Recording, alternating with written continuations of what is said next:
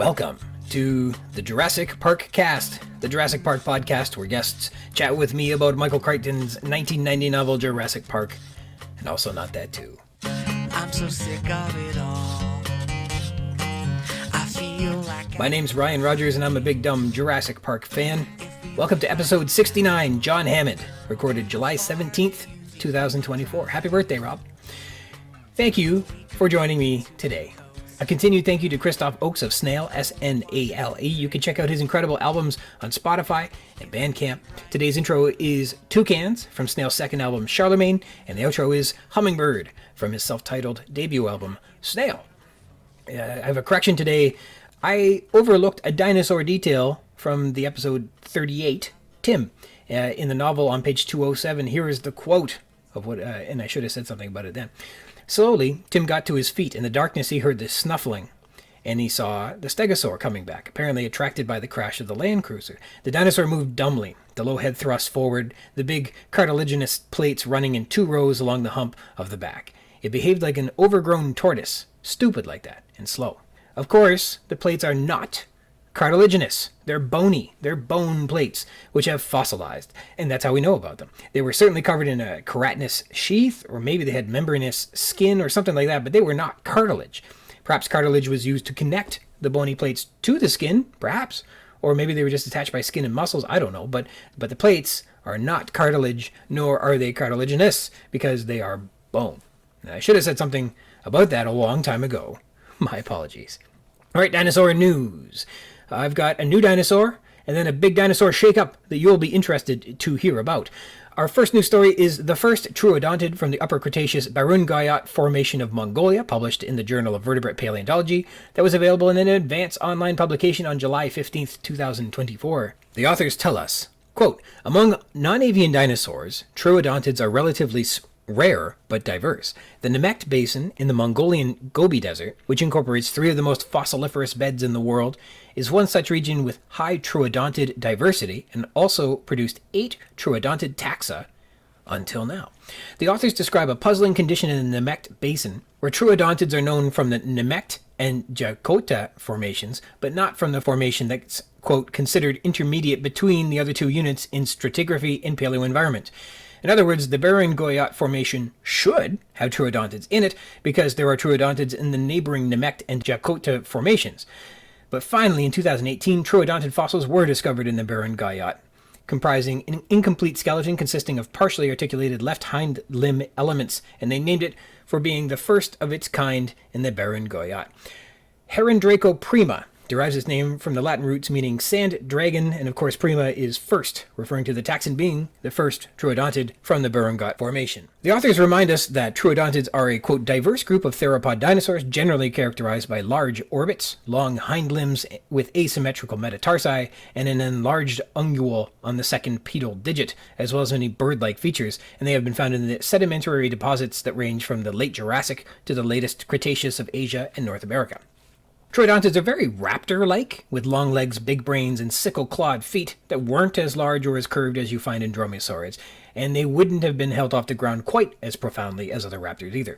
This critter wasn't very big, maybe 3 feet in total length, and it, quote, can't be ruled out that these fossils belong to a juvenile, but what's special is its, quote, remarkably slender tarsometatarsus, which is a lower long leg bone that's an ossified fusion between the tarsals and metatarsals, which are foot bones in the ankle. Ossifying these bones would stiffen and strengthen them. Think of a javelin versus a skipping rope, for example, meaning they could, project the creature forward while it was scurrying. Quote, the morphology of the tarsometatarsus and other hind limbs of Herondraco thus indicates its highly cursorial lifestyle. Nevertheless, the extreme slenderness of the tarsometatarsus is peculiar even compared with other cursorial theropods with arctometatarsalien conditions. Moreover, the slenderness of the metatarsus does not appear to be size-dependent in troodontids, although the sample size is small. The holotype MPCD 110/119, housed at the Institute of Paleontology at the Mongolian Academy of Sciences, was uncovered from the Barun-Guyot Formation. It's comprised of a partial postcranial skeleton with 2 fragments of the right ilium, incomplete left hind elements, including the proximal femur, distal tibiotarsus, metatarsals 2 through 4, and pedal phalanges, a distal portion of the right femur, and an unidentified bone, or series of bones. and it's estimated to have lived somewhere in and around the end of the Campanian or the very beginning of the Maastrichtian eras of the late Cretaceous. Our second news story is from the Phylogenetic Relationships and Evolutionary History of the Armored Dinosaurs from the Journal of Systematic Paleontology, published in April 2023. You may recall from episode 67 with terrific guest Dr. Mark Lowen that the traditional differences between chasmosaurs and centrosaurs has been recently turned on its ear due to new discoveries, or basically, as more data presents itself, the original definitions are no longer accurate enough to portray what the science is describing. And this article is kind of along those same lines. The abstract tells us the armored dinosaurs, Thyreophora, were a significant component of Mesozoic terrestrial ecosystems appearing in the earliest Jurassic and surviving until the latest Cretaceous, and fossils of the group have been found on all continents, including Antarctica. However, a patchy fossil record and highly modified anatomy has hindered reconstruction of their evolutionary history. For example, the relationships of many early diverging taxa are labile, and the degree of convergence between the two major clades, Ankylosauria and Stegosauria, has been difficult to assess. And recall, lability describes something which is liable to change or is easily altered, like John Hammond's emotional liability, flaring anger one moment and maudlin sentimentality the next. The authors conducted a species-level phylogenetic analysis of the Thyreophoran dinosaurs, which computational ability to analyze such a dataset just hadn't been available to do up to this time, meaning the interrelationships of taxa within the group were a matter of debate rather than phylogenetic analysis. Well, they performed the analyses, and it sounds like the analyses were they had lots of them. There was analysis A, and they went all the way to analysis L, which included 340 characters and 91 taxa, and it revealed a, quote, novel hypothesis for thyreophoran relationships.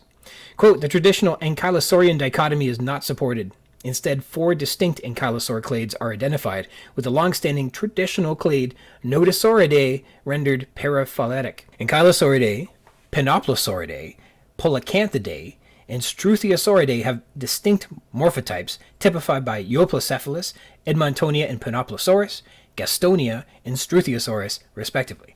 In other words, for a long time, ankylosaurs are separated into 2 families, the tail-clubbed kind, called ankylosaurids, and the non-clubbed kind, called nodosaurids. Well, tail clubs weren't the diagnostic cladistic feature we once thought they were. With more detail and more computing power, 4 distinct morphotypes are now believed to better represent the ankylosaurian evolutionary product. So, the stem group from which thyreophorans derive remains a clade named Eurypoda, and splits into 2 sister groups, Ankylosauria and Stegosauria. This isn't the first time this clade has been adjusted. When it was originally erected in 1915, it included the ceratopsians too, and that stood until 1984. So as you can imagine, some species have shaken down the tree a little bit, whether due to analyses or because their fossil remains are just too sparse to yield meaningful results. So this is a big shakeup for the Ankylosaurians. No more Nodosaurids, which finds themselves resituated as members of the Penoplosauridae, which isn't too different from where it once sat, but it's significant enough. And one other interesting detail that shakes out of this phylogenetic analysis refers to Scelidosaurus. Do you think it's still going to be an ankylosaur of some sort? Well, Maury?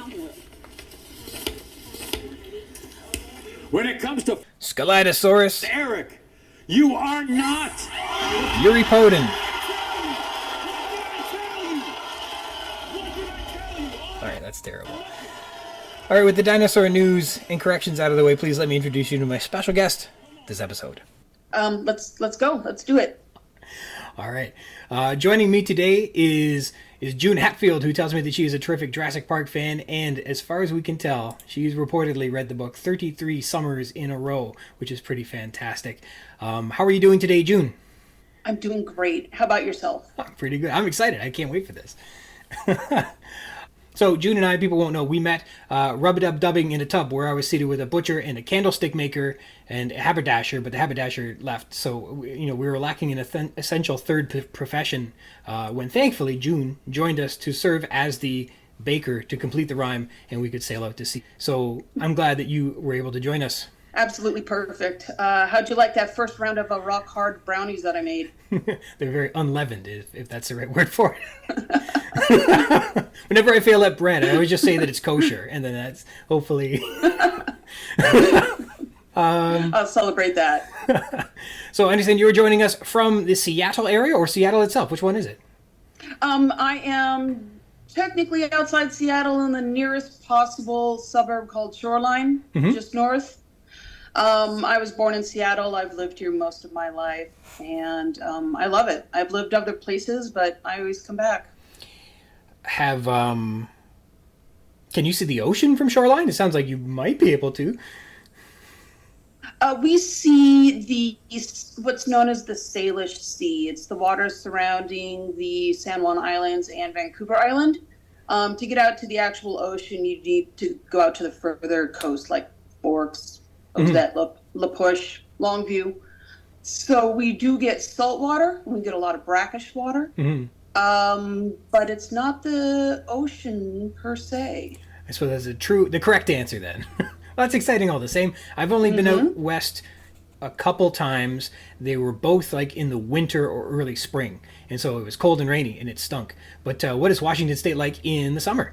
It is gorgeous here right now. It's actually our best kept secret. Not for long, I guess. But July and August is when we have our robust 70, 75 plus degree weather.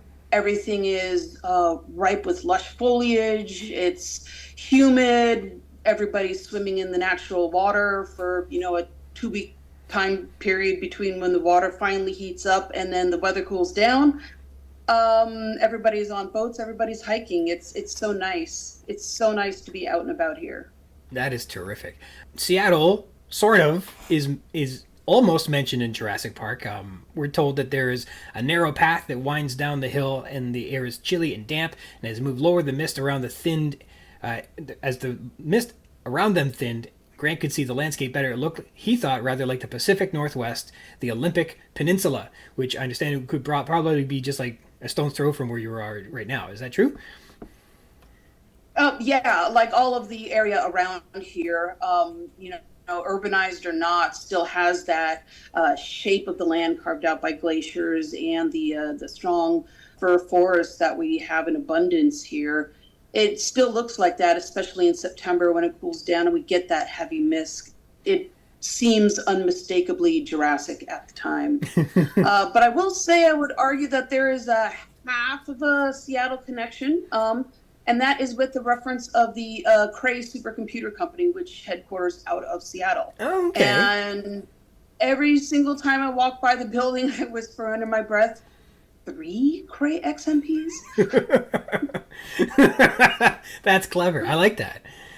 So one of the descriptions that Crichton uses for the Olympic Peninsula is that there is a primary ecology that has deciduous rainforest, and it's different from the rest of the mainland, but when they are up on, I guess, the northern mountainous area where the helicopter lands, this is kind of a cooler area. And I wonder, is it like a deciduous rainforest in the Olympic National Park? I guess, what's it like? Have you been there? Maybe you can relate what it's like to be inside those woods. It's not deciduous. It's heavily evergreen. And they don't promote a lot of the traditional lower land plant growth like ferns as much, because the sap makes it kind of inhospitable. So that's why we get these moss carpets and just curtains of hanging lichen everywhere, because these are the plants that are just pulling all of that moisture out of the air. Mm-hmm. That's something. And are the trees like ancient? Are they huge? Or are they is it just a forest? Or I'm trying to picture it. There are sections that have been forested within the last 100 years, so they're not the true old growth. That being said, they're still enormous. Mm-hmm. A lot of them have shifted with the land over time and are twisted, and even as you go higher up, the oldest ones are the smallest ones, just because they've had to be so hardy over time. It's just such a beautiful mix of the different growth patterns of even 1 or 2 species. And I looked at some pictures, and what I don't picture when I think of Jurassic Park is what I see captured in some of the photography from the Olympic National Park. But what I do kind of think it resembles is when you look at the second film and you see the Lost World, and Dr. Harding is first arriving, and you see her kind of encounter the stegosaurs, and that seems more like a woodland than it does a jungle. And the pictures kind of resemble that, as opposed to, Hawaii doesn't really resemble the Pacific Northwest, I don't think. Yeah. In terms of the shooting location. So that's cool. So, can you imagine when you're in the park, Like, are the trees far enough apart? Like, it blows my mind to think that a giant dinosaur might be in a forested area, only in so much that woods are kind of restricting in terms of there's not a lot of room for one to pass through. And if I were, thousands of pounds, it would be hard for me to navigate between the trees and stuff. But maybe in some of these older growth areas where the trees are, I mean, nobody was clear cutting in dinosaur times. So, I guess trees would last as long as they ever last. And, I don't know. Are they spaced enough apart that giant animals could walk between them? I would say a lot of large animals. I mean, we do have a bear, cougar, deer, elk. But, not for a tyrannosaur necessarily. You do get that heavy prehistoric feel in the air when you have that kind of clinging mist low to the ground. And you just can only see a couple of trees out in front of you, and you can just imagine what might be behind it. But unless you get to a clearing, I think you're pretty safe. Unless we have a Dilophosaurus that I don't know about. You have to be anywhere close to them. They get you from what do they say, 50 feet away. Yeah. Yeah, we do. We know that they like the rocky, ferny areas, so we got to be careful. Down by the rivers. I'd like to think that that scene you imagine from like walking amongst the redwoods and stuff like that would be something that might be a fitting representation of imagining a dinosaur walking around. I think that'd be kind of cool, and they would be living under those giant tree roots and stuff like that. That'd be cool. In a lot of ways, it kind of reminds me of Land of the Lost. The old campy, I think, like 60s stop motion dinosaur show. So it's more of, I think, a cheerful imagination of what we kind of imagine how dinosaurs are and how we want them to be. And I think in a way that's very safe and inviting. I think too critically about would this be a good environment for one to be there? I would start to get actually scared.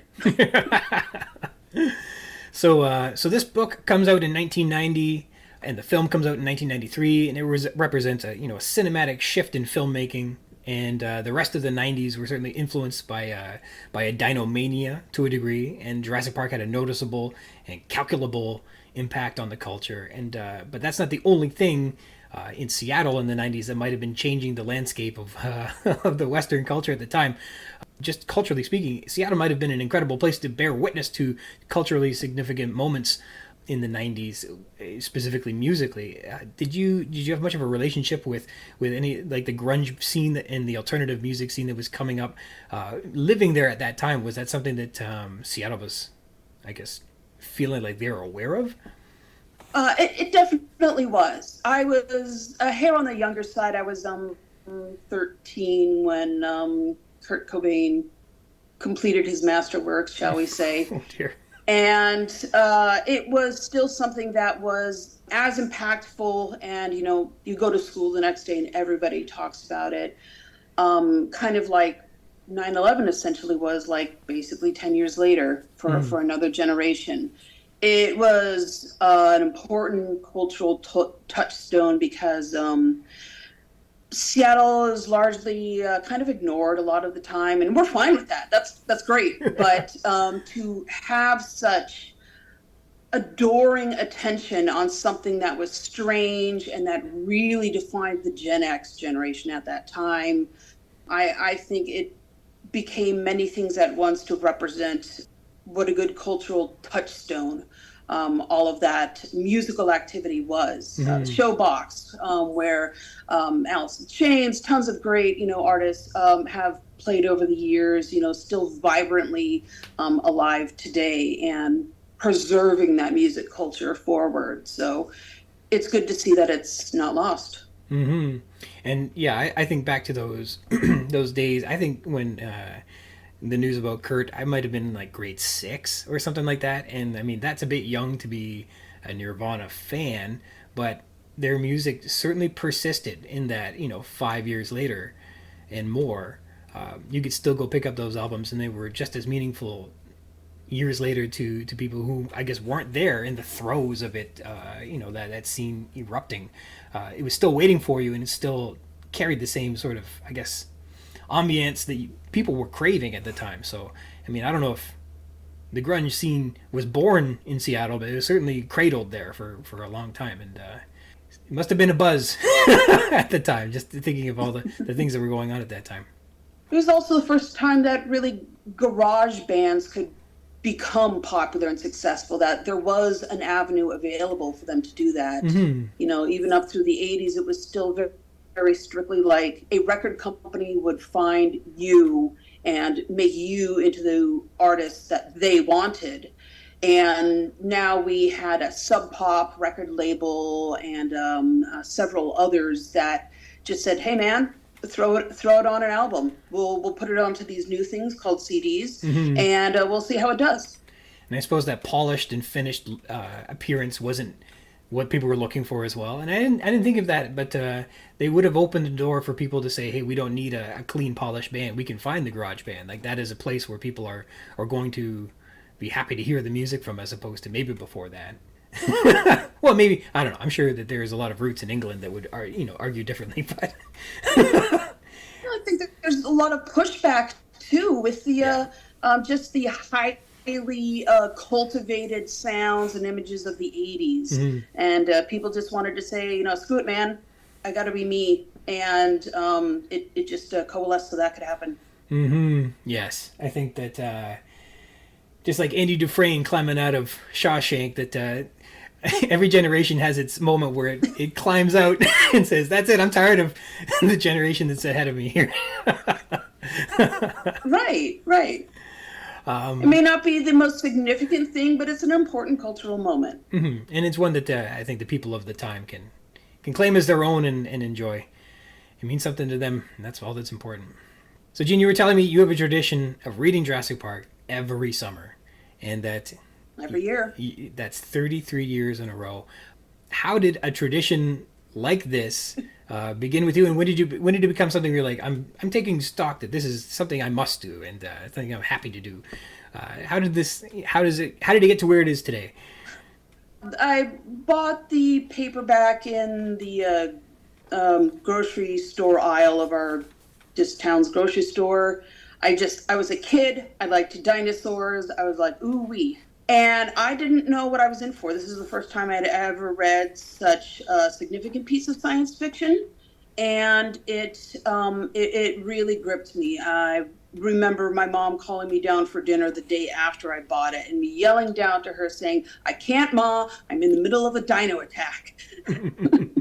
Yeah. And that's when I knew I really was onto the books that I could grip into, because I had read stories, I had read classic literature, so both the subject matter and the writing were great. And I read it, I loved it, put it down, and needed to absorb for a while. Around the next summer camp, I grab it, throw it in my bag, read it, enjoy it. And then by the third summer, I'm like, you know what? I've done this for the past 2 summers, and I've enjoyed it for the past 2 summers. And I know last time I read it, I caught stuff I didn't. And I read it a third time and caught more things. And just, it built a love and a joy of reading this book on a almost a ceremonial basis every year. Mm-hmm. I don't pick a certain day, and usually I take my time with it because I want to enjoy it over the course of the summer, but it's just, like the one thing on my summer bucket list. And you're showing me the picture. I might have a similar edition. Which one? Mine says 3 months on the New York Times bestseller list at the top. What does yours say? Yours is red. Okay. Mine's yes, like and beige. Special book club edition. Let's see. What do I got? I do not have a special book club edition. It does say that this is the December 1991 printing from Ballantine, so it's the second edition paperback. Right on. I don't remember. Mine is 1991, but I don't know what year. It says copyright December 91. Well, maybe there's a couple different covers to it. Maybe they. Yeah, it could be. Does yours have the Canadian pricing on the cover? Mine Canadian pricing is $6.99. Yeah. The US pricing's gone. Me too. You can't even find it at a used bookstore for $6.99 Canadian anymore. Yeah. Yeah, for serious. I haven't told anybody this story yet on the show. I was at the local bookstore here in town, and I was looking for a paperback edition of The Lost World, one that I could like open up and play with. That wasn't because I have a hard copy, but I don't want to mess that up. And I know that when I open it up and I go through the text, that the spine gets messed up, and so I wanted just a paperback that I could play with. That wasn't going to be something I treasured, right? And so I was asking for it to see if I could find it. We were going through the books, and well, geez, wasn't there a hardcover of Jurassic Park sitting up on the shelf? And I thought, isn't that strange? And so I picked it up, and it said $12 on it, and I was like, And I started looking through it, and it was like a first edition hardcover copy of Jurassic Park, $12. And I was like, and so we're kind of going through the shelves and stuff like that, looking for the paperback of of The Lost World, and they don't have it, and they don't have it in the used store. And then afterwards, it's like, hey, listen, the shopkeep says, give me that back. This shouldn't be on the shelf. I don't know why. Somebody, I guess, before had found it in the overstock and put it out, and they had a bunch of like first editions that they didn't have. In any case, I had my hands on a $12 copy of the first edition. It was in pretty good shape. I mean, it was fascinating. In any case, I don't know where it is now. I keep saying, hey, can I just look at it anymore? But they say no. If I was a bigger jerk, I could have insisted that they give it to me. But oh well. But anyhow, yeah, hard copy first edition would have been wild to get your hands on. That is a crazy find. Yeah. I think that if I were to have any luck finding that, it would probably be at Powell's in Portland. Mm-hmm. And of course, like the price, I looked it up. It was probably over $200. So I mean, they had it off by a significant margin. I bet. Yeah. So I think you were mentioning too that did I hear that you had like traced the cover design a couple times? Yeah, I mean, I was a kid and I couldn't draw, so I wanted to try to draw a dinosaur. So I attempted to just take a ballpoint pen with a sheet of paper and get in there, and then I got to the teeth there. I was like, that's not going to work. I'm not gonna Did you like drawing dinosaurs? So it ends up with this like weird aura, yeah, kind of around his skull. Was drawing dinosaurs something you enjoyed doing at all ever? I liked reading about them. I wasn't very good at drawing at all, but I got all of those like big classic kind of like dino books, the big colorful hardcover encyclopedias for kids. Extremely outdated, but even still, like, you get ideas and you learn things, and that was all I had to really go for at that point. Just knew that I thought it was cool that they were like monsters that are kind of like real in a sense, but not real. Mm-hmm. So that's like a safe fascination for a kid. They're fantastic, but they're not fantasy, and I think that there's something to know that they are real, just not contemporary. There's something that makes you think that not it's possible. Now, thank goodness. Yeah. But so your book is like this idea of possibilities and having other things beyond your own life and lifespan out there, and cool and important and interesting and changing the world or whatever. That's a pretty big concept for a little kid. Mm-hmm, for sure. So your copy is obviously duct taped together. It's falling apart if you'd let it age naturally.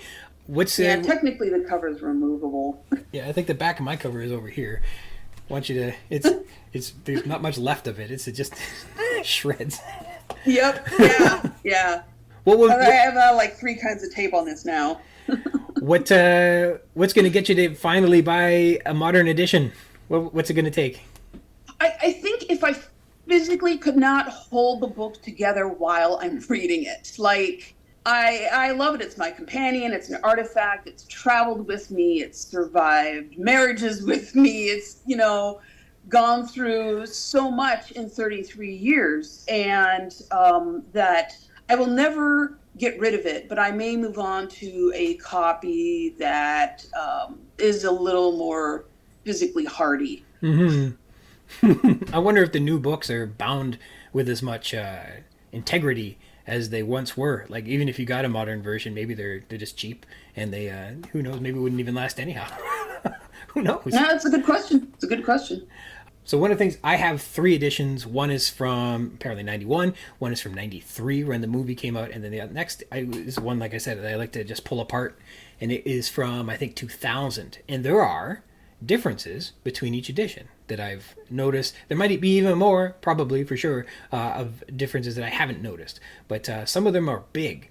And one of them in particular, so if you got a new edition, I would be surprised, especially like a 2020 edition, how they might be different. But one is there's a moment where Wu and Hammond are having a chat, and Wu is having concerns with Hammond's mental capacities, and he says Hammond's emotional lability was described. He says he had emotional lability, flaring anger one moment, maudlin sentimentality in the next, and lability means to change easily. Thus, his emotional state changed from flaring anger one moment and maudlin sentimentality the next. And specifically, Henry Wu is using these words lability and maudlin, and then shortly after in the next sentence he says concomitant, because Crichton has demonstrated he is supposed to be a genius, and so he's using these fancy big words to further demonstrate that Wu was real smart. But in the 2000 edition, I have the editors changed lability, which is to change easily, to liability, and there's no mistaking it. Like, I double checked, I read it 4 or 5 times. They changed the word. Either because the editor didn't know what the word meant and thought they fixed it, or I don't know. But in part, it was an emotional liability, flaring anger one moment and maudlin sentimentality the next, changes the meaning of the sentence entirely.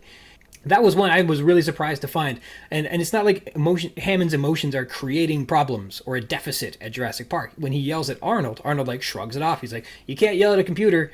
It's fine. Why don't you take a break and I'll keep working at this. And when he yells at like Harding's like, hey, we're being careful, we're getting the animals back. But like Hammond's emotional swings don't cause a problem. So I mean, it mischaracterizes what Crichton wrote, and it doesn't mean the same thing. In any case, I was surprised to find that they would change a word, especially a fancy word that I had to look up when I go and check the newer editions, that they've changed that. I thought that's surprising. Yeah, if you got a newer edition, I think that says a lot about the editor to make that change, whether they did it intentionally or not, whether they just ran autocorrect over it and it just didn't identify, a $5 word. It happens. I believe it. Well, I think there's a lot of things that... I'm rather surprised by this, especially because it changes it to a word that can be used in that sentence still. So it's not a weird nonsense word. It still fits in a way, but the amount that it changes the meaning. Mm-hmm.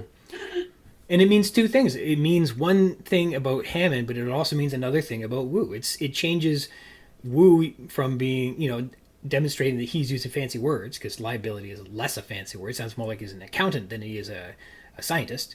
And then at the same time, Hammond is not being characterized by his swings in emotion, but in this case that he's somehow negatively affecting his park by being emotional, which I don't think was the intention. But nonetheless, yeah, that was a big surprise, and I didn't like it. I thought there are other examples where I think that when Crichton uses a fancy word or a big poison, like there's a mention of hematotoxins and helotoxins. Mm-hmm. And one of those is a real thing. You can look up and Google it and it will result in something that's true. And the other is probably a typo that meant to be the other one.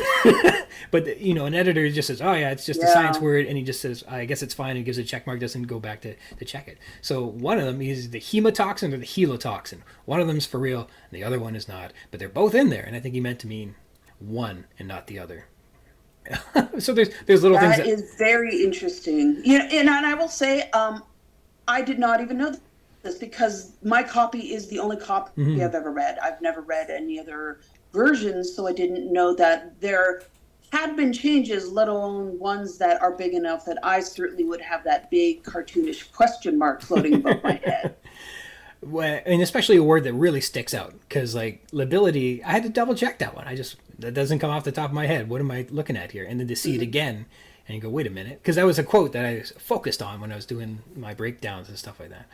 I've heard that the latest editions, and like I said, I have not seen them, are kind of like scans of the original texts done and you know how like when you scan a PDF with a printer that sometimes like the L's turn into ones and things like that. I've heard the scan job's actually kind of sloppy and there's a lot of typos and stuff like that, and because it was probably really cheap to do, And but I haven't seen them myself, but I've heard that like the latest like modern editions are kind of sloppy, which is sad to hear.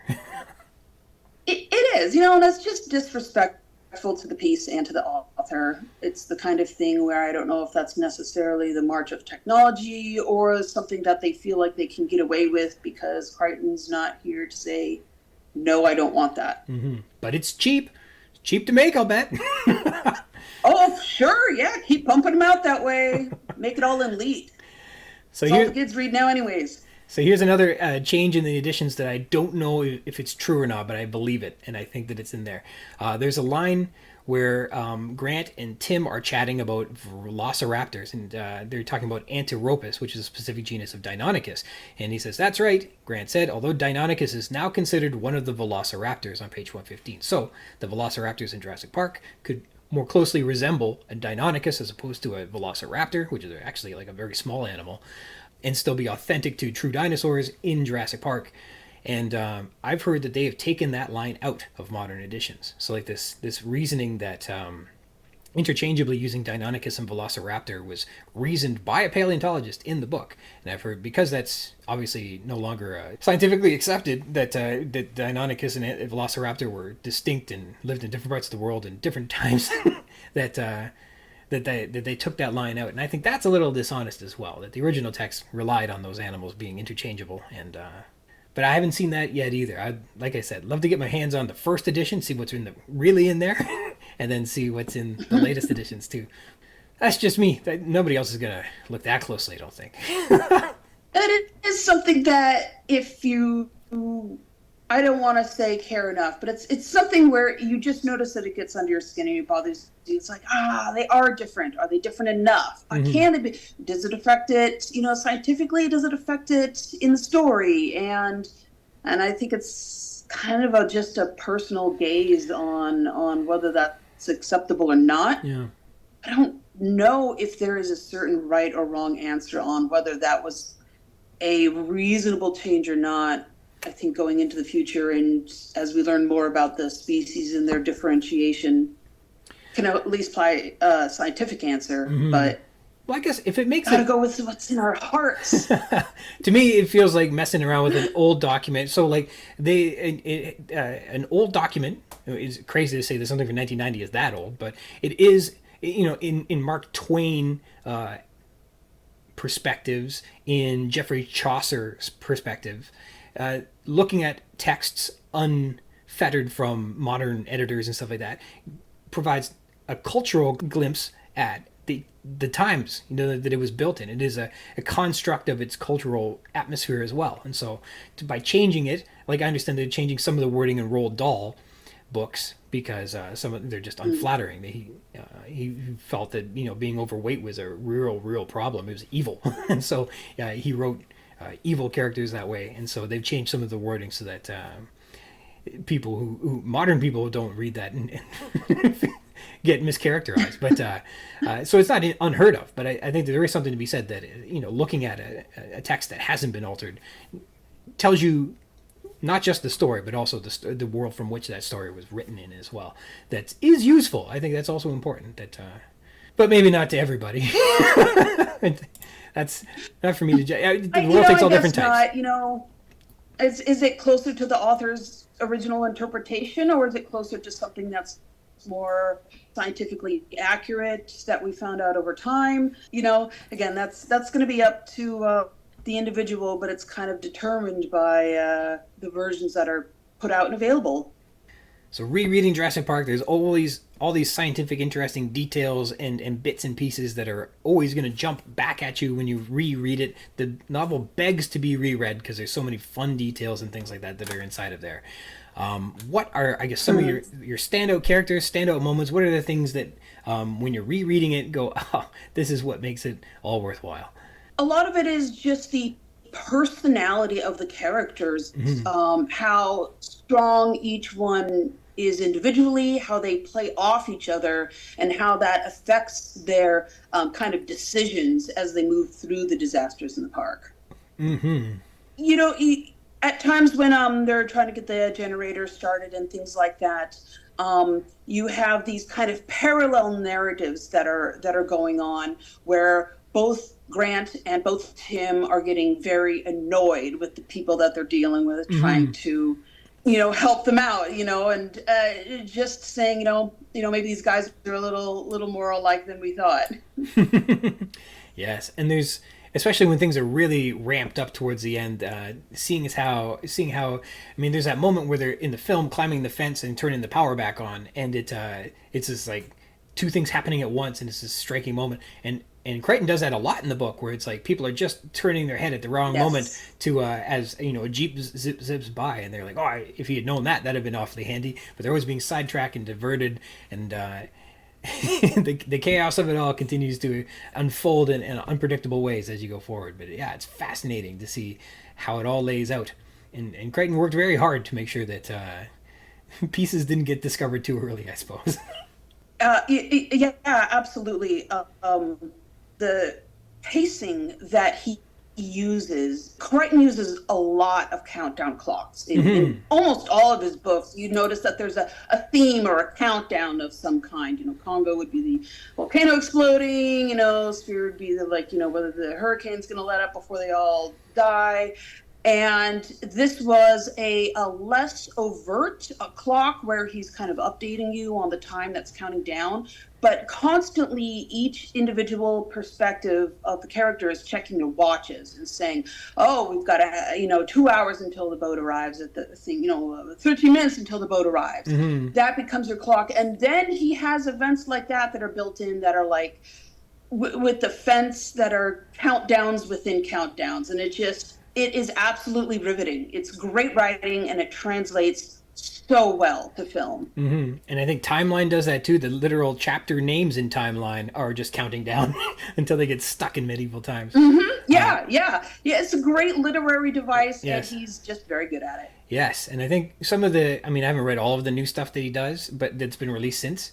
But I find that they're kind of lacking some of that tension and pacing that he might have, in his final passes in writing books like Pirate Latitudes or Dragon Teeth. That they don't seem to have that same urgency written into them. That I think had he been there to finish them, he would have found a way to make that work. Probably. There's always a deadline that they have to meet, or else the stakes are high for sure. And we don't know what his writing method was necessarily. Maybe he wants to flesh it out and then basically insert the time points that he thinks are relevant and kind of work around that to build it and create that structure. If he does, that's great. But if we've lost that after all the other writing, then it's kind of like the book is lost. And almost in a way, instead of a countdown, I know there's one moment where they're doing the animal count, and that's as they change the parameters on how many animals you might find, and watching not necessarily the time count down, but the time unfold, and every iteration of the update on this map showing more and more dinosaurs, and the urgency and the surprise, and then the terror that gets built into that moment. I know a lot of people say that is Absolutely. One of the greatest moments. It doesn't really make the movie either. It's this idea that, oh my God, all of the things that we held to be true are untrue in Jurassic Park, and that's a big part of the story. And he does a tremendous job making that moment in the book reveal itself in an important way. Like, this is important. It feels important, and everybody reacts accordingly. Yeah, I call that the loaded pants moment of the book. Yeah, they all had to go change their underwear after that. He does similar things at other points along too that serve the same purpose. And again, they're kind of like mini events within the greater structure. It's sort of like the writing itself is kind of mimicking the shape of a fractal in the sense that you get an overall picture, but you're looking closer and it's also disastrous. And you're looking closer and it's also disastrous. Like, there's pretty much no moment that we don't look into someone or something that's happening on that island. And it's dirty. It's not working. There's a glitch on it. It's melted, whatever. And those are glossed over in the way that the book implies that it's death by 1,000 paper cuts.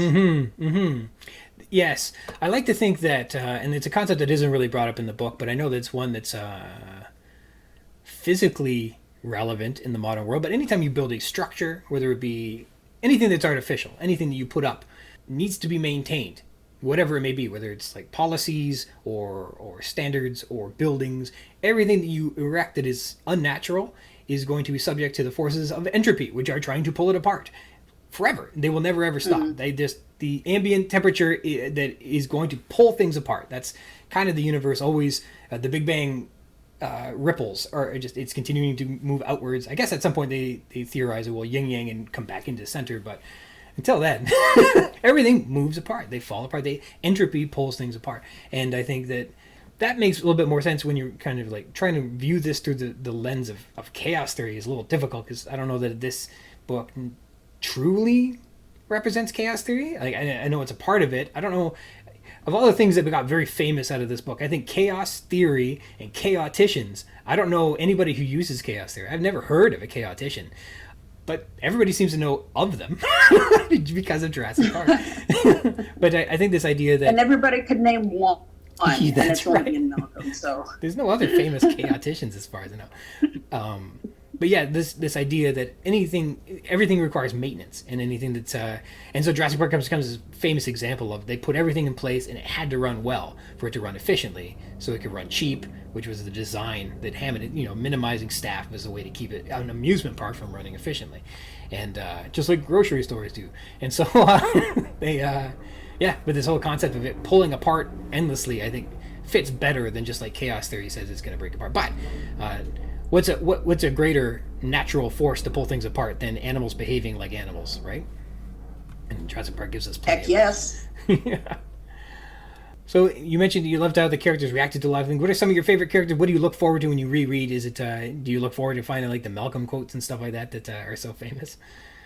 Actually, my favorite character is Dr. John Woo. I find him the most complex, the most kind of having more internal turmoil than others about what he's doing, and he really is like, the geneticist, the guy who's actually making these animals, and everyone else is just sort of reacting to his creation.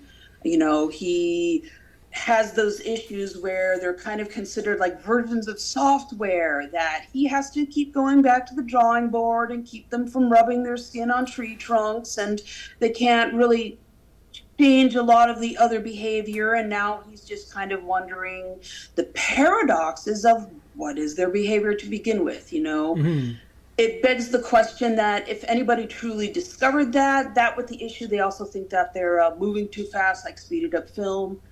If those really are the animals that we're bringing back, and we see how they really are, do we want them in our world? And it's one of the big questions that just nobody asks. Just how much money? How much can I make? But I know, yeah, you're absolutely right. I know that there's one moment where he's talking about how he's personally offended that people would think that he would be involved in something that was unsafe or unbecoming. And just this reaction that he has about hearing, or what if this Tyrannosaur ever got out? And we was like, I can't believe they would think that I would be involved in something where we would let a Tyrannosaur get out. And in that moment, it reveals that, he's careful, but he's weighed the ethics of it all. And we know that this is true because he's like, hey, we got dinosaurs that are, people aren't going to expect what they are, but like our containment devices are not fit for these things. And our capturing devices are not fit for these things. So he's certainly weighed these concerns, but he's not being listened to. Just like everybody else, right? Well, for as much as Hammond loves to tout spare no expense, he spares a lot of expenses. And that's mostly when it comes down to a lot of the things that are kind of intangible for him, like computers and security and all of Nedry's work. And then everything that Wu does in his lab. And the moment that he becomes the slightest bit dispensable, he is. And it's just amazing, though, that Hammond has no respect for him, even at the end of the day, for creating all of his precious dinosaurs. He has a sort of contempt, which I've still never really figured out. Yeah, for sure. And there's a lot of guys that kind of, I know Harding is kind of written as like being fed up with Hammond and every, and control. Like anytime Arnold gets in, he goes, oh, forget that guy. Like he just seems dismissive of the ball. It's like, these guys are all nuts. The pressure obviously is very high at Jurassic Park. Very high, and we know this. Like, and Hammond is under the most pressure. It's very clear. The investors are going to pull the plug on him, probably. Almost certainly. And he doesn't want that. And so the pressures are very high. This has to go well. And you can see everybody kind of reacting, especially the control people, that Arnold and Harding, and Hammond, of course, and Muldoon, that they're all, like fed up with each other. The pressure must be extraordinary there. Yeah, they have overlapping responsibilities and overlapping visions of what supposed to be the similar goal for all of them, and it just breaks down like everything else under pressure. Who would have thought that these people who all individually are the best of the best at their game in the world, and it's a theme that we also see in Sphere, where you put together teams of professionals, and just somehow the most carefully curated teams are the first to self-destruct under pressure. Well, I guess if you're there and he's like, well, I'm the guy. I'm the person you ask. They brought me here because I'm the one person who would know anything about this. Listen to me. And the next guy goes, well, why do you think I'm here? No, you listen to me. Oh, yeah. And they'll never agree. There's some egos. Yeah. There's some pride. There's a lot at stake, I believe it. I've come to find that I think a lot of I hate to put it on Muldoon, but there's a point where he says that he's going to quit if they don't get, the proper weaponry to do something. Because, I mean, the whole concept of an ounce of prevention is worth a pound of cure. Keeping that T-Rex in its pen, invest more in that so you don't have to worry about catching him later. Because that's going to be the big problem. And so he had threatened to quit and go to the press if he didn't get some weapons. And so they gave him... like one, and it had to be locked up at all times.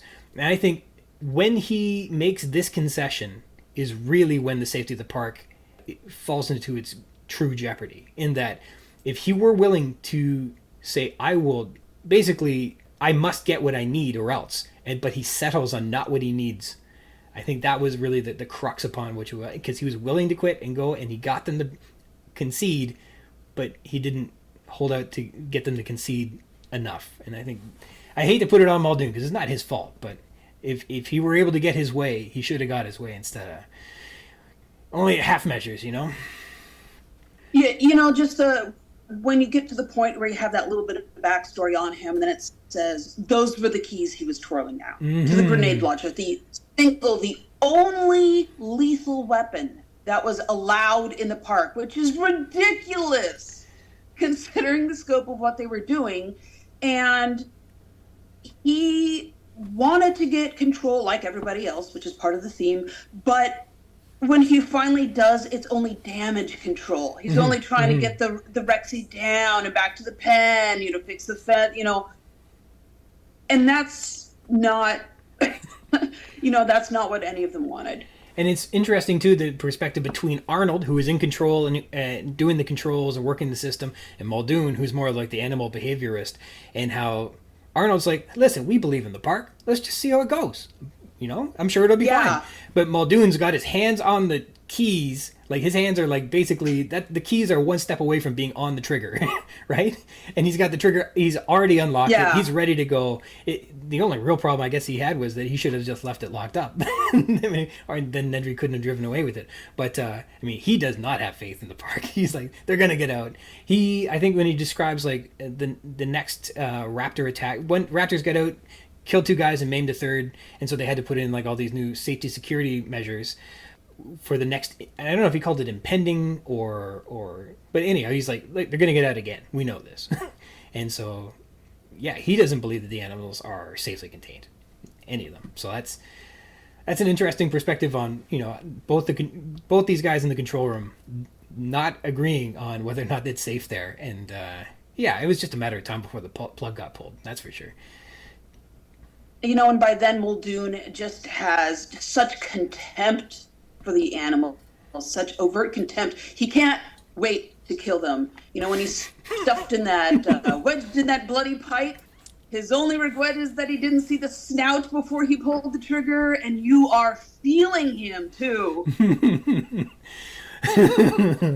Yes. So I know you wanted to talk a little bit about transportation safety if you had the chance. And when I think about taking transportation to the island, we get told that there is a utility dock on the east side. We're told that there's a supply dock on the north end, or there's a northern dock anyhow.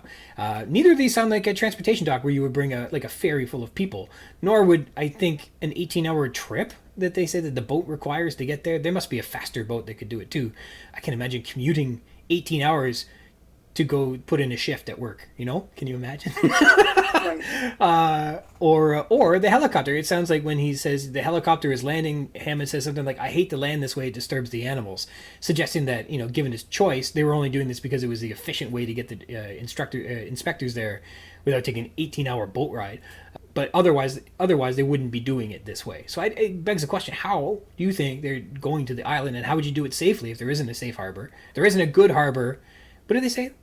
There isn't a good harbor or even a safe dock or something like that. And it doesn't sound like... I don't know how they were planning to get people there, frankly.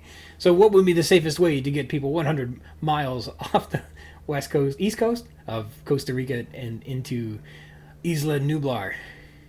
So it's one of those other glaring examples where Hammond spared a lot of expense, that he did not bother to invest in a stable dock, and they make that very, very clear. That being said, the theme of the park is opulence. It's for the rich. I mean, I guess they can have a coupon day or something, but the people that are going to this island are going to be maybe in the future they'll be teleported by helicopter, because it's just going to be fast. Time is money. They have the money.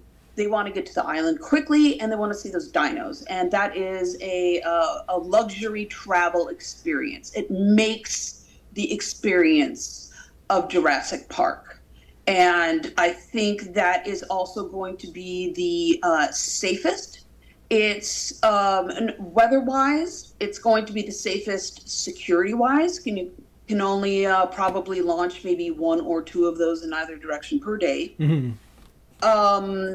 And I think a boat is a backup option, and I think that's for supplies. That's still going to be necessary. They're not going to get away with neglecting the infrastructure like that. And when you put it, I think I remember the helicopter ride taking like 50 or 60 minutes. Like, the helicopter ride sounds like the way to go. Certainly not. I can't imagine a flight taking an hour, but a boat taking 18 hours. Just seems wild. But, oh well. I do always wonder when they were landing. I don't know if it was because of the fog or maybe just the rocky area, but we don't get exposed to the aviary until, pretty late into the book.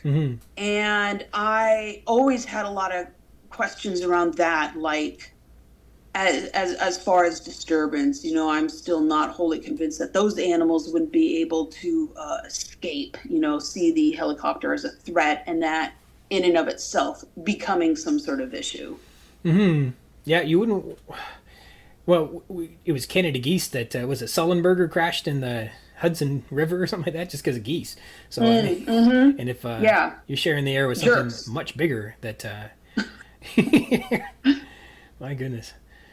It's crazy because the landing does seem like landing the helicopter isn't safe either. It sounds like that is like the first thrill you get at Jurassic Park is landing this helicopter, and everybody's like freaking out as they're landing because it's and Hammond calls it thrilling, kind of sarcastically. Like it's a little bit, I think it's a little on the side of scary compared to thrilling. There's sudden drops in there, And they put that in the film too. It's just really fascinating to think that it'd be a strange way to get to the island.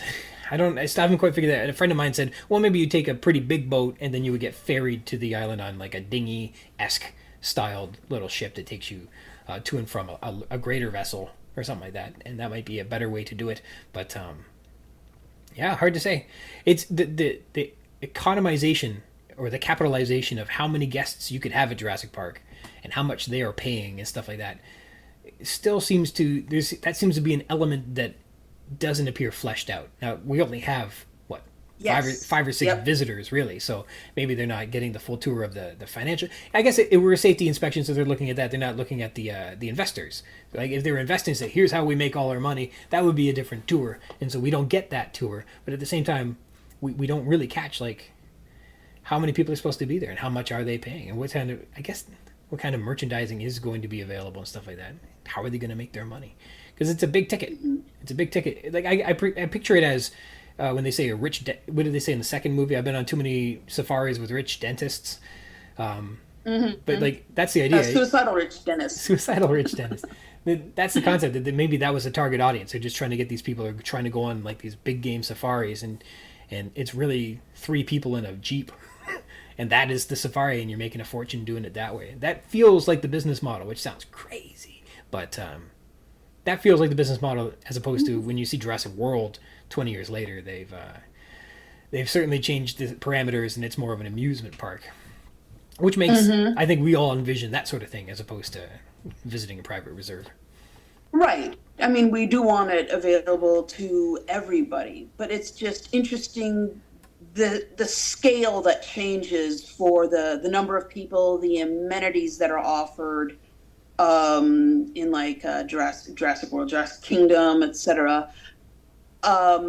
Compared to the intent of this island. They never really explain just kind of like how many people are intended to be there at any given time. They talk a little about you can run the whole park on, minimal automation.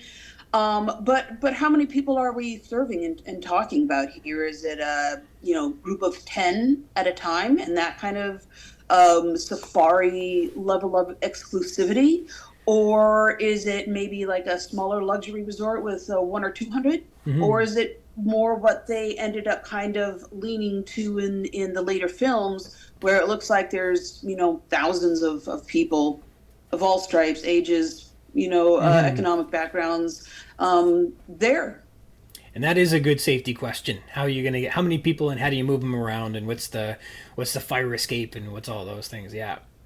Those are questions that were not addressed. Well, they didn't have time to address them, really. They were only on the tour for an hour or two. Can you imagine? We've been here for 2 hours and things already went to pot. Unbelievable. Well, we're almost out of time. I can't believe it already. Was there any last things about the book that you really wanted to make sure that everybody understood? Hey, if you haven't read it yet, go check it out. Or I know you also wanted to give a shout out to some friends that were listening. So I'll leave the closing remarks to you. What do you think?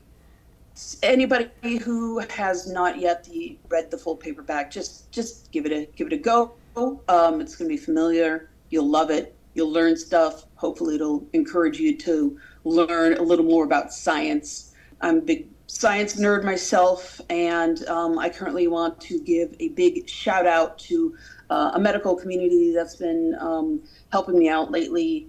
This would be the University of Washington Breast Surgery and Cancer Care Team. Their nurse staff has been amazing and wonderful, and I hope this has inspired you to move Jurassic Park higher up on your book club list. Yes, read the book, get on the list. I can't. That episode, that book club is going to be terrific that week. Whenever that week, I'm sure they're always good, but that'd be a really good one. I'm excited for it. Well, June, thank you so much for coming on the show and sharing all your memories and appreciations for the book. I've loved having you on. Thank you so much. Absolutely, it's been a pleasure.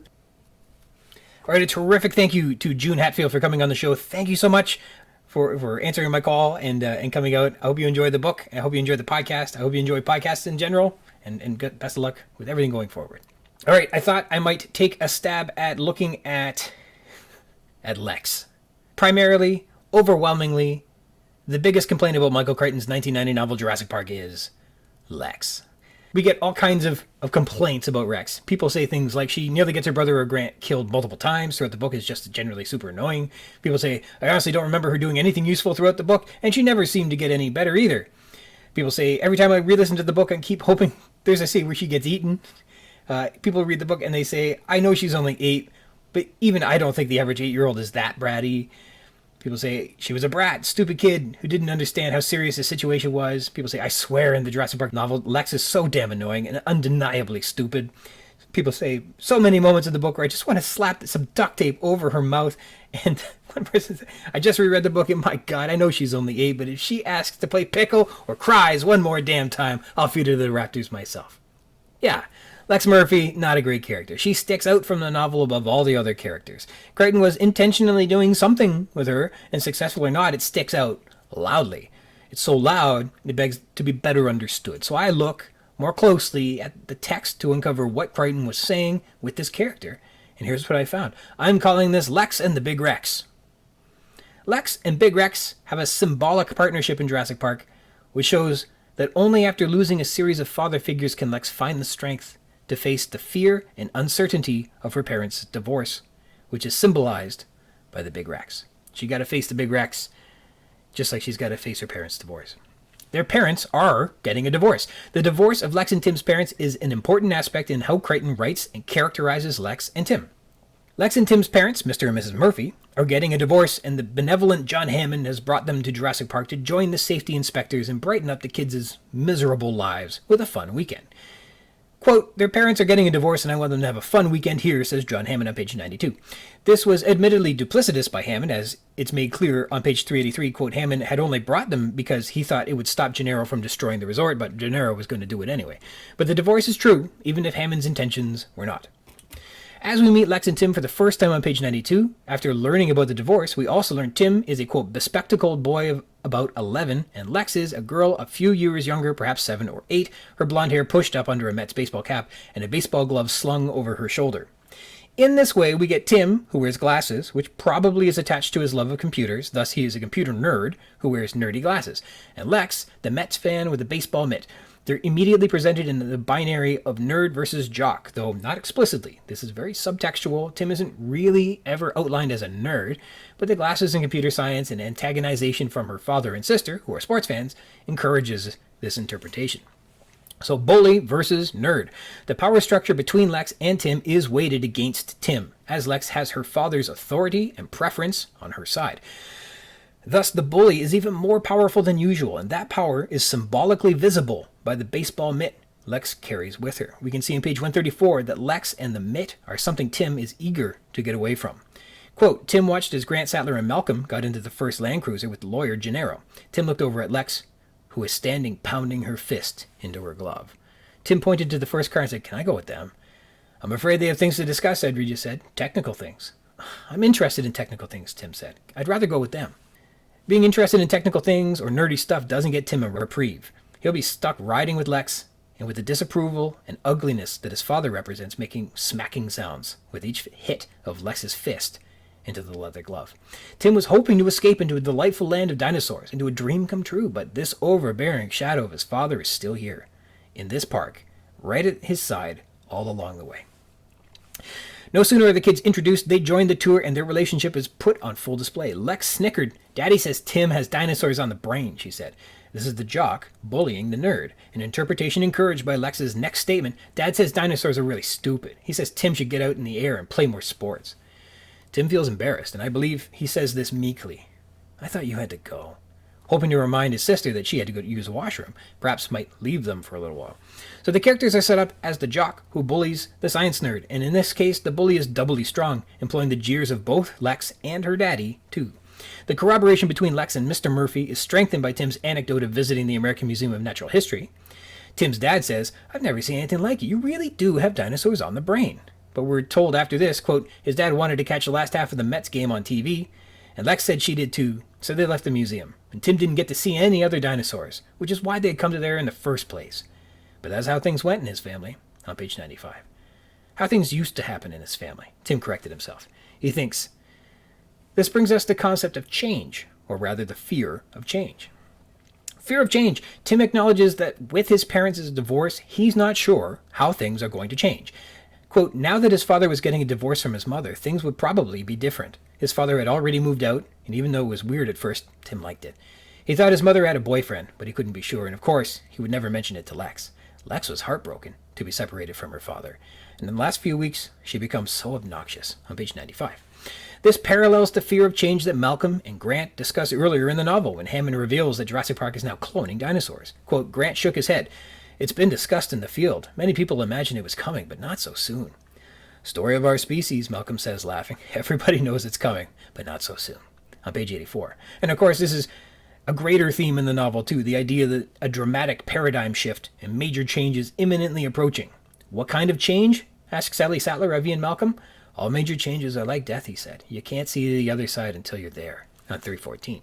In other words, facing an uncertain future with anxiety is a theme experienced by our heroes, Malcolm, Sattler, and Grant, and they share that same theme with Lex and Tim on a smaller, more relatable scale with their parents' divorce. Both the paradigm shift and the divorce are scary, uncertain futures for all of our protagonists.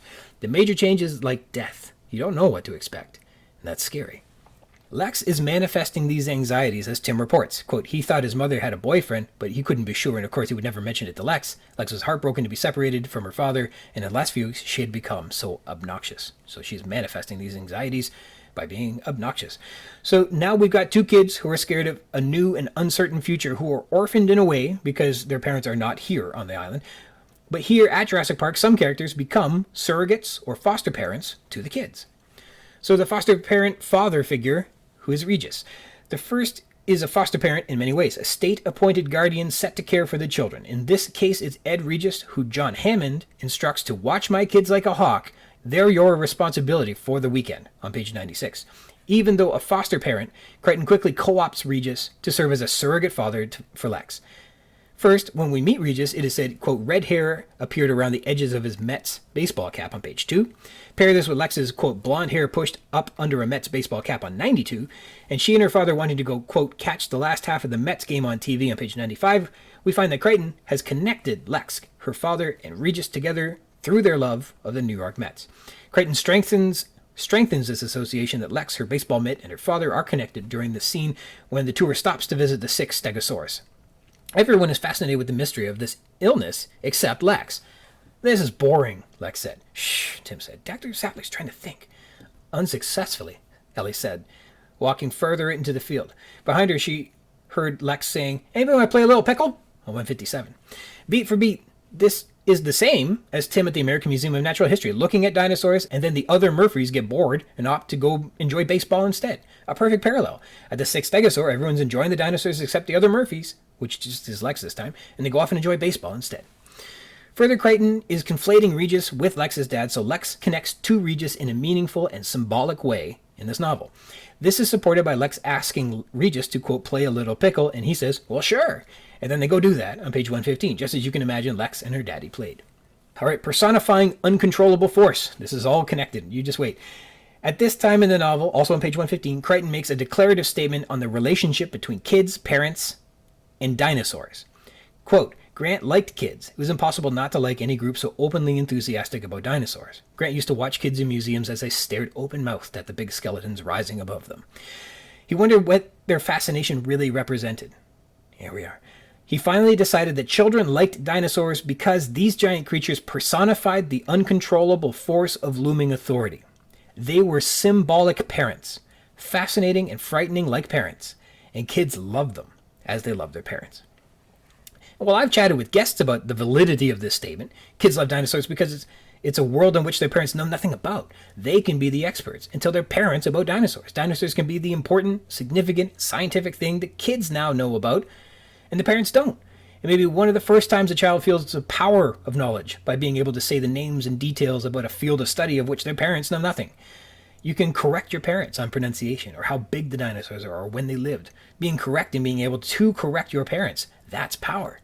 And Crichton kind of shows this in the book. Crichton says, saying these complicated names was a way of exerting power over the giants, a way of being in control on 115. And recall, this is how Tim earns some respect, however briefly, from his dad, by identifying a detail in the Tyrannosaurus skeleton in the museum.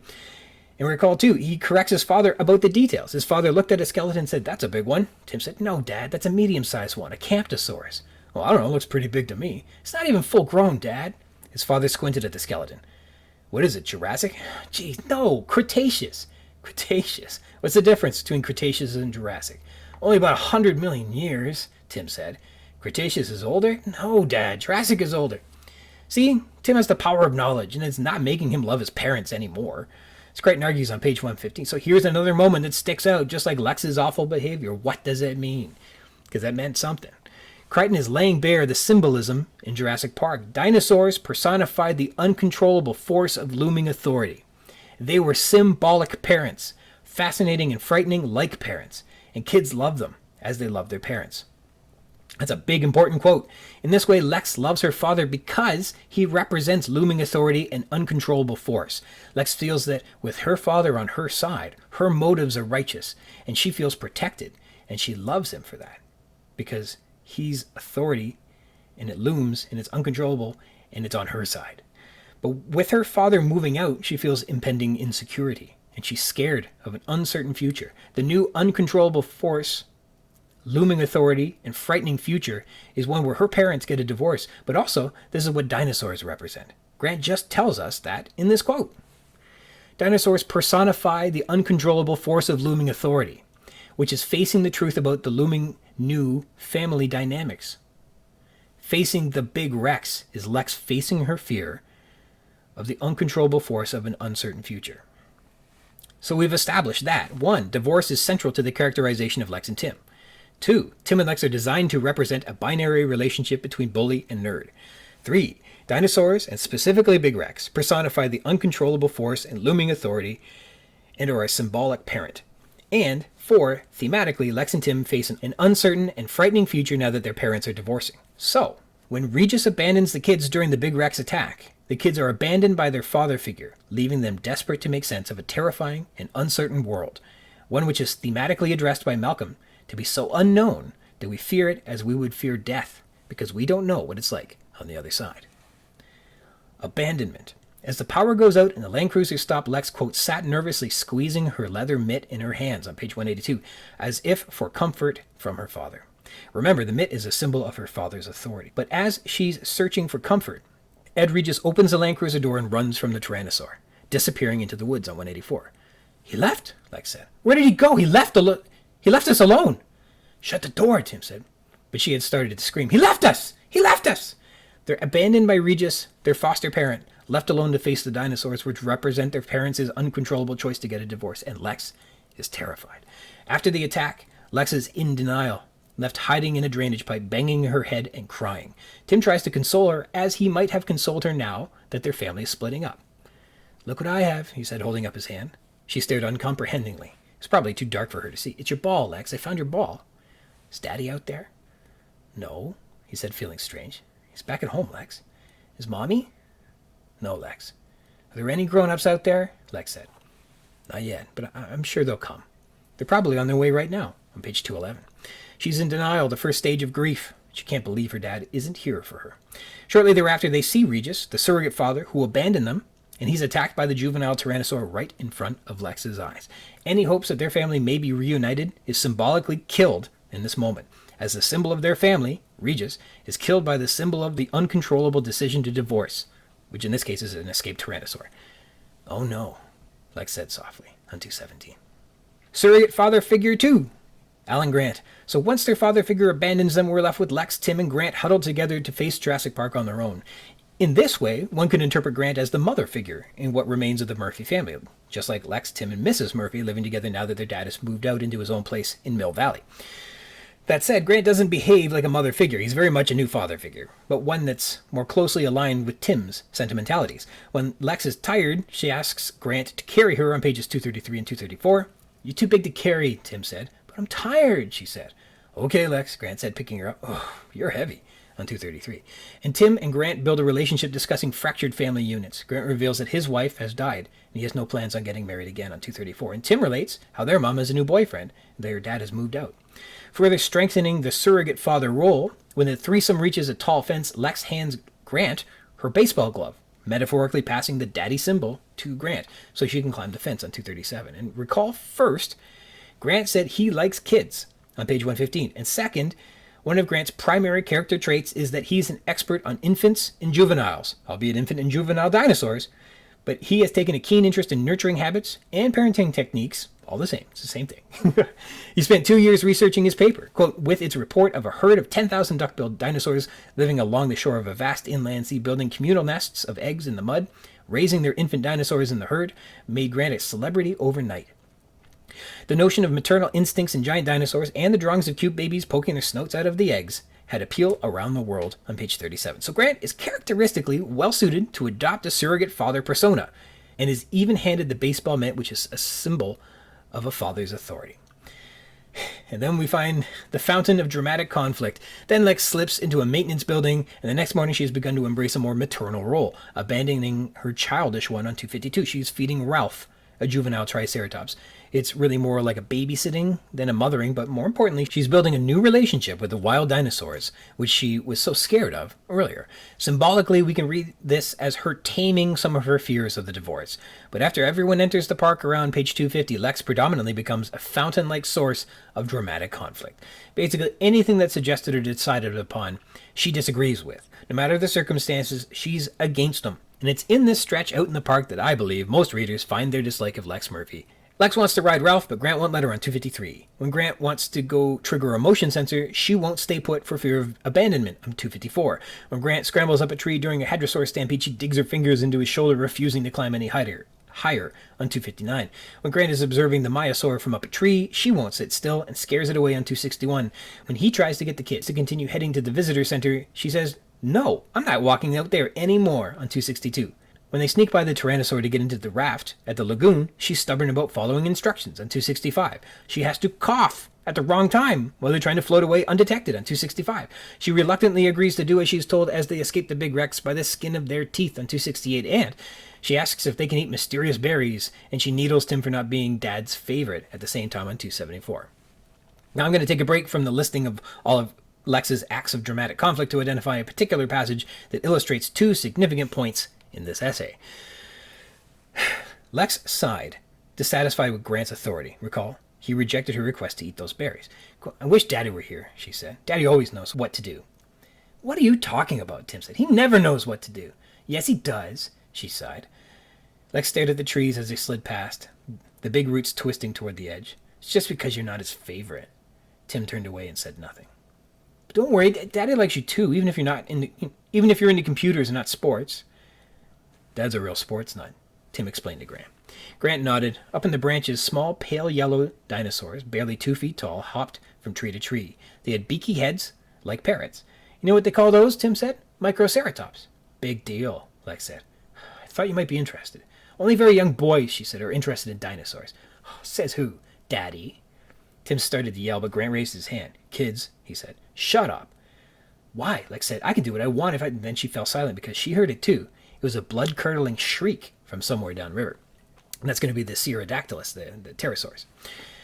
All right, first you can see Lex obviously continues to be a tireless mechanism of dramatic conflict. But recall, when Grant says children like dinosaurs because these giant creatures personified the uncontrollable force of looming authority, on 115, here's an example of where Lex wishes her dad were with them because he's a force of looming authority. And he'd fight for Lex so she could eat those berries. Her dad's authority would act on her behalf, and she loves him for that. Just as Grant says, and kids love dinosaurs as they love their parents. Second, perfectly in accordance with Grant's earlier quote, saying these complicated names is a way of exerting power over the giants, a way of being in control. In this moment, Tim is sharing the names of the Microceratops with Lex, to be read as Tim is looking to empower Lex, but she rejects it. She's still clinging to a world where her father hasn't left. Recall, the escaped dinosaurs represent the uncertain and scary world where their parents are divorced. The next scene is their trip through the aviary, where Lex is forced to surrender her Daryl Strawberry special, that beloved baseball glove that has represented safety and family, and a looming authority that acts on her behalf, on page 281. So we can see which side of the argument Crichton is on. Better learn how to deal with divorce, kids. And the very next scene is Big Rex's head lunging through the foliage from the left, the jaws snapping at the raft. Lex howled in terror, and Grant paddled away toward the opposite bank, but the river was only 10 feet wide. The Tyrannosaur was caught in the heavy growth. It butted and twisted its head and roared, and then it pulled its head back, on page 282. She's got to face her fears, because Daddy isn't coming back. And remember, the Tyrannosaur, the Big Rex in particular, represents those fears. All right, the continuing itemization of Lex's proficiency at dramatic conflict. When Grant and Tim are trying to discuss frog DNA, she's needling Tim about being very interested in sex, on 282. After sneaking by the Dilophosaurs, they're approaching the waterfalls. She reveals she can't swim on page 292, and she hasn't done up her life jacket yet. Great. After being resuscitated with mouth-to-mouth, she doesn't want to go back towards the waterfall and hide from a Tyrannosaur at 294. And when Grant opens the strange room behind the waterfalls, she refuses to go in there with him, I guess because it was dark on 295. But Grant does go in, and they are separated, and the kids are left alone. That brings us a final showdown. When Grant goes into that weird room behind the waterfalls, Lex's fear of abandonment flares up again. Understandably. Now she's left to confront the Tyrannosaur after being abandoned again. You can see how the Big Rex really does symbolize the kids having to face their fears about being left by their father. Her dad left her. Regis left her. She lost her glove. And Grant has left her. And she and Tim are left to face the Big Rex, a symbol of the scary and unknown world after divorce. She has to summon the courage to help save Tim. Ineffectually. It's not her fault the Tyrannosaur is invincible to 7-year-olds. But they survive, despite the challenges. And perhaps that's the lesson here. And once the Tyrannosaur is gone, it's sort of the end of the analogy here. So what do you think? Did the dinosaurs in Jurassic Park, especially the Big Rex, symbolize Lex's fear of losing her father in a divorce? Was Lex successfully characterized as resistant to giving up on her family and terrified to face a world where she hasn't got her father by her side, empowering her with his looming authority and uncontrollable force? And does their fear of an uncertain future successfully parallel the greater themes of the novel, where our protagonists are worrying about paradigm shifts and a new age of biotechnology? Malcolm says all major changes are like death, and Lex faces death right in the mouth. Lex and Tim may not know what the future holds now that their parents are getting a divorce, but they may have developed the courage to face it head on, and they will do it together. And sort of, they do kind of save the day together. Tim and Lex poke at the touchscreen navigations to get Jurassic Park back up and running, and witlessly connect with the A and B to stop it from reaching the mainland. That's teamwork. It's a dysfunctional team, but it's teamwork all the same. It's not like the people at Jurassic Park weren't a dysfunctional team. So, there you go. They kind of saved the day. So thanks, Lex and Tim. Sorry to hear about the divorce, but I hope you had a fun time at Jurassic Park. All right, and in terms of looking at the film and continuing to compare the novel against what Spielberg put into his 1993 blockbuster Jurassic Park, we're going to move on to the introduction of John Hammond. All right, we got Grant and Sattler walking up a hill, and Sattler says, "Hey, Alan, if you want to scare the kid, you could have pulled a gun on him, you know." "Yeah, I know. Kids. You want to have one of those?" "I don't want that kid, but a breed of child Dr. Grant could be intriguing. I mean, what's so wrong with kids?" "Oh, Ellie, look. They're noisy, they're messy, they're expensive. Cheap. They smell?" "They do not smell. Some of them smell. Give me a break. Babies smell." And then a helicopter descends, blowing dust over the site. They don't like that. "Cover the site," says Ellie. "Cover up the dig. Tell them to shut down. Shut down. Cut the machine. Cover it up. Pull it over." They put jackets over the skeletons. And then Alan is yelling at the pilot, yelling over the noise. "Will you cut it out, will you? Shut it out. Shut it down." And the pilot's going, "What?" Grant runs towards a trailer, punching away a pair of jeans, and he goes in to see someone rummaging through their mini fridge. Grant says, "What the hell do you think you're doing in here?" And Hammond jumps up with a bottle of champagne in one hand, and he pops the cork like it's a celebration. A slightly guilty look on his face. Grant ducks to avoid the cork. "Hey, we were saving that. Forge day, I guarantee it." "Who in God's name do you think you are?" "John Hammond, and I'm delighted to meet you finally in person, Dr. Grant." Hammond shakes Grant's finger and blows a cloud of sand and dirt off. "So I can see my $50,000 a year. It's been well spent." "Hammond, okay, who's the jerk?" This is our paleobotanist, Dr. Sattler. Ellie, this is Mr. Hammond." "Sorry about my dramatic entrance, Dr. Sattler. We're in a bit of a hurry." Did I say jerk? "We should have a drink. We don't want it to get warm. Come along, sit down. I'll get a glass or two. It's oh, no. I can manage it. I know my way around the kitchen. Now, I'll get right to the point. I like you. Both of you. I can tell instantly about people. It's a gift. I own an island off the coast of Costa Rica. I've leased it from the government and spent the last 5 years setting up a kind of biological preserve. Really spectacular. Spat no expense. Makes the one I've got down in Kenya look like a petting zoo. There's no doubt about it. Our attractions will drive kids out of their minds." "And what are those?" "Small versions of adults, honey." And Grant sends her an unimpressed look. "And it's not just kids, everyone. We're going to open the next year. That is, if the lawyers don't kill me first. I don't care for lawyers, do you?" We don't really know any. Well, I do, I'm afraid. There's a particular pebble in my shoe represents my investors. Says he insists on outside opinions. What kind of opinions? Well, your kind, not to put too fine a point on it. I mean, let's face it, in your particular field, you're the top minds. If I could just persuade you to sign off on the park, well, give it your endorsement, maybe pan a wee testimony, I could get back on schedule. Why would they care what we think? What kind of park is this? It's right up your alley. I tell you what, why don't you come down, just a pair of you for the weekend? I'd love to have the opinion of a paleobotanist as well. I've got a jet standing by in Chateau. I'm sorry, this is impossible. We just dug up a new skeleton. I could compensate you by fully funding your dig. And this is a very unusual time. The timing is for a further 3 years. Grant and Sattler are taken aback by this offer. Where's the plane? Grant and Sattler hug each other giddily. So there we go. That's what you get in the film. And in Kep's first draft, what do we have here? It's basically the same, but we get a little bit different here. So Grant and Ellie are returning to the skeleton, and Ellie hurries to catch up with Grant. If you really wanted to scare that kid, you could have just pulled a gun on him. Yeah, I know. Kids.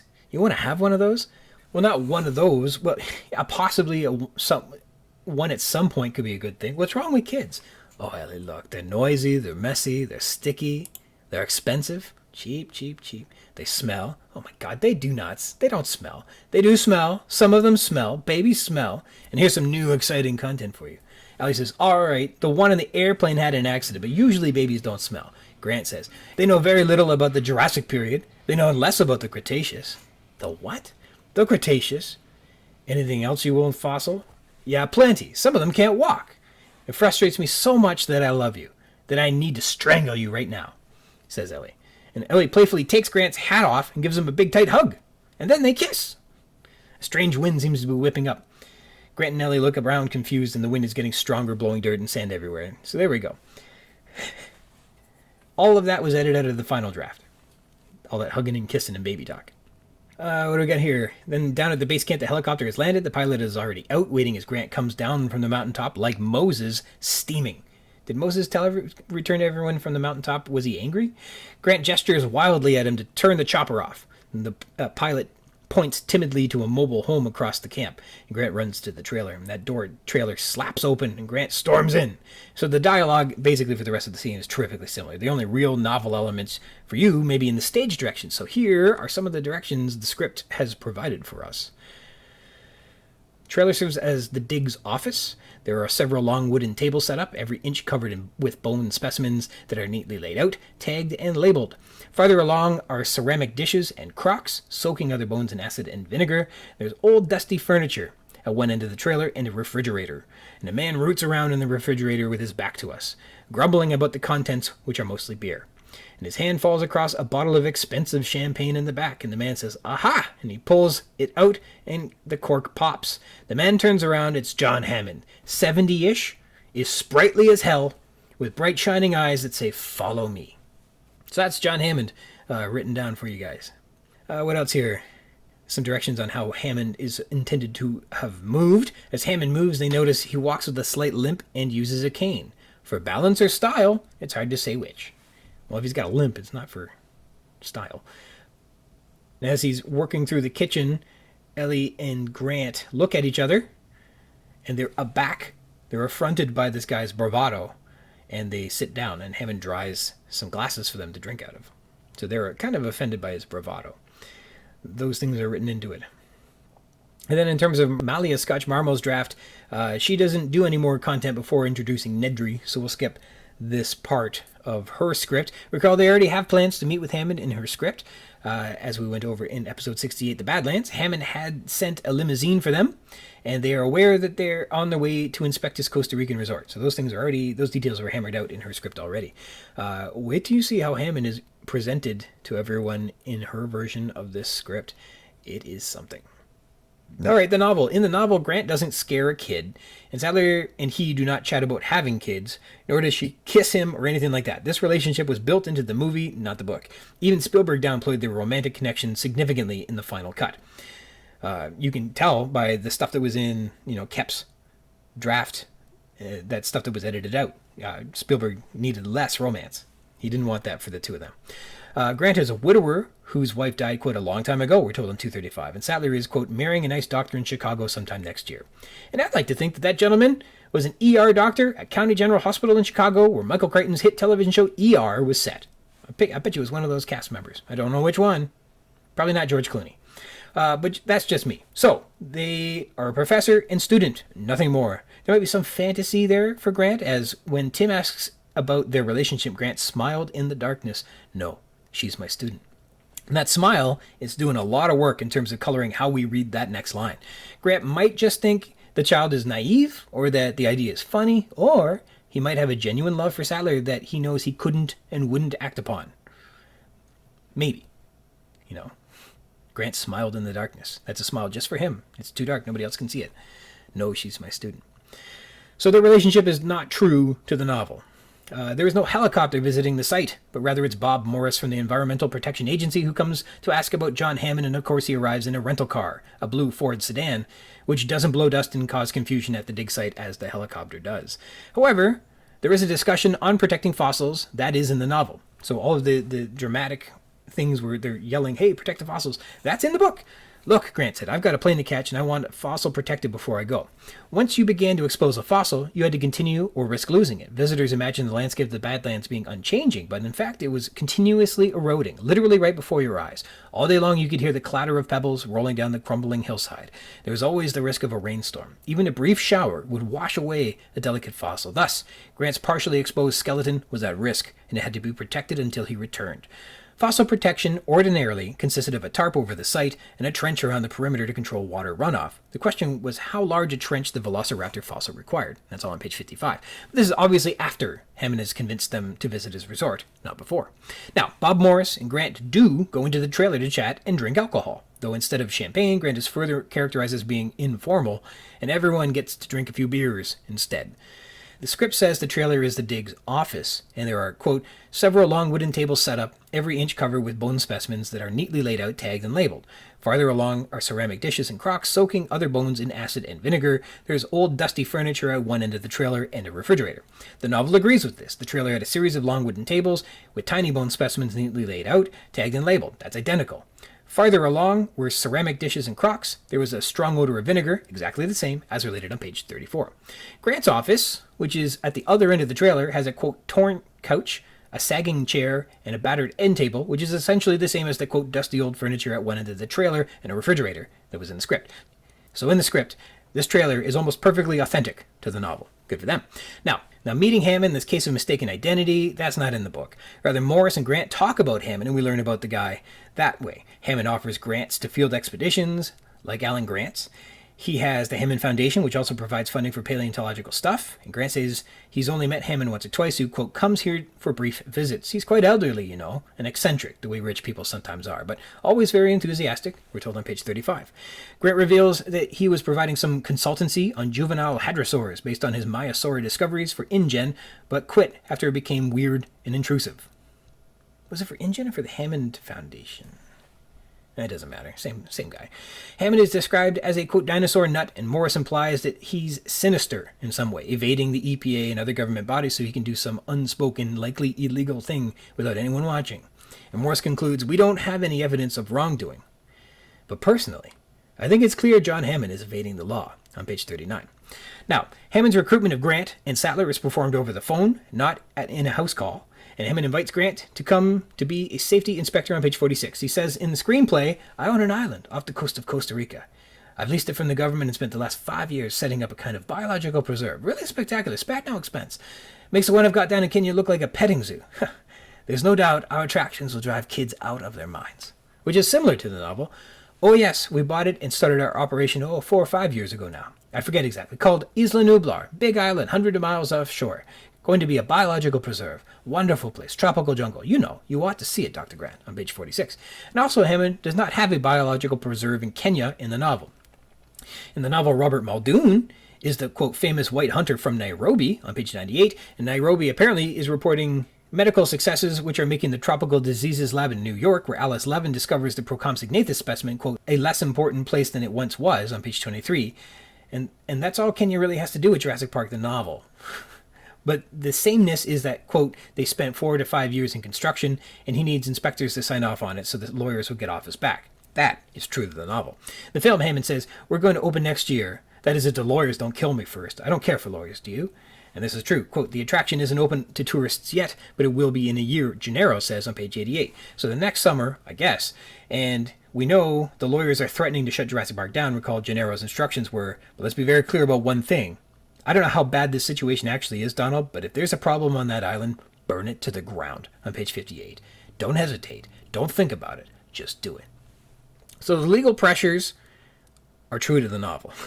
A final characterization of this meeting is also true to the novel is that Hammond is being deceiving in his approach to the consultants. He wants to make this appear like a special visit for VIPs, and that the tour is his idea, whereas he's being compelled by his investors to show proof of concept, or they're pulling the plug.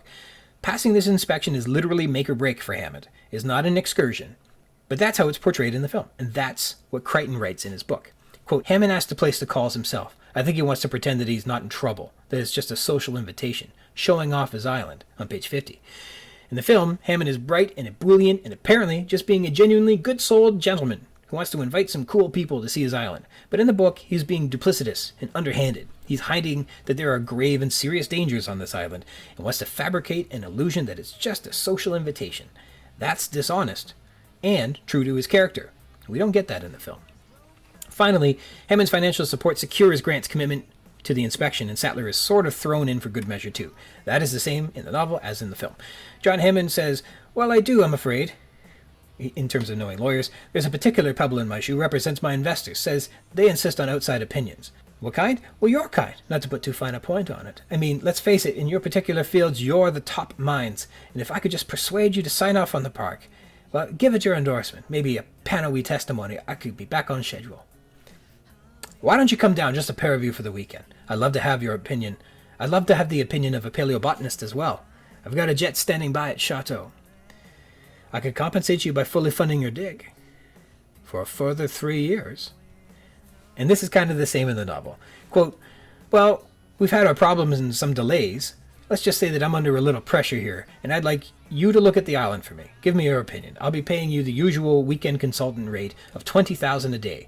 That'd be $60,000 for 3 days. And if you can spare Dr. Sattler, she'll go at the same rate. We need a botanist. What do you say? On page 48. Ellie looked at Grant and she said, well, Mr. Hammond, that much money would fully finance our expeditions for the next 2 summers. It's also true that they meet their ride in Chateau. That seems to be in all the scripts too. But the big part of the ominous moments in this chapter is Grant's revelation to Hammond that they've just discovered the remains of a rediscovered Procompsognathus, which was faxed to them from New York. And this distracts Hammond and derails their conversation. He's on the speakerphone. Hammond coughs and says, Dr. Grant, have you told any about it yet? No. Good, that's good. Well, yeah. I tell you frankly, Dr. Grant, I'm having a little problem about this island. This EPA thing is coming at just the wrong time. And then Hammond basically throws $120,000 at the two of them to shut up about the Procompsognathus remains and get to the island right away, on a whim. The end. So the tone and depth of the story in the novel is much stronger than the film, but the film lets Hammond remain sprightly as hell, with bright shining eyes that say, follow me, as listed in the stage directions in the script. There you go. Hammond gets to be a good guy, but Hammond's really kind of a bad guy. Depends if you're looking at the movie or reading the book. All right, a tremendous thank you to June Hatfield for joining me today. All the best to you, and a big hello to everyone at the University of Washington's Breast Surgery and Cancer Care Team's book club. I won't spoil the ending, but it involves a helicopter. That doesn't really spoil anything. I hope you guys love the book when you read it. Now, when I sign off today, thanking you for joining me. If you want to read along in the book and add some thoughts to what we've been discussing on the show, or be a guest on the show and chat with me about anything you like about Jurassic Park, you can do that by connecting with me. I'm at ryansrogers@gmail.com. And if you'd like to be a guest, drop me a line. We can set something up. We can rehash, tear down, gush over, chit-chat about any part of the book, or also not the book, all you'd like. The Jurassic Park-Cast is part of the Spring Chicken's banner of amateur intellectual properties, including the Spring Chicken's Funny Pages, Tomb of the Undead graphic novel, Second Lapse graphic novelettes, The Infantry, and the worst of them all, The King Street Capers. And you can find links to all that baggage in the show notes or by visiting the schickens.blogspot.com. And you can find and follow on Facebook at facebook.com/springchickencapers, on YouTube by searching for the Juras-Sick Park-Cast podcast, on Tumblr at Mr. Rogers22, or on X at RogersRyan22. Thank you dearly for tuning into the Jurassic Park-Cast, the Jurassic Park podcast where we talk about the novel Jurassic Park, and also not that too. Until next time.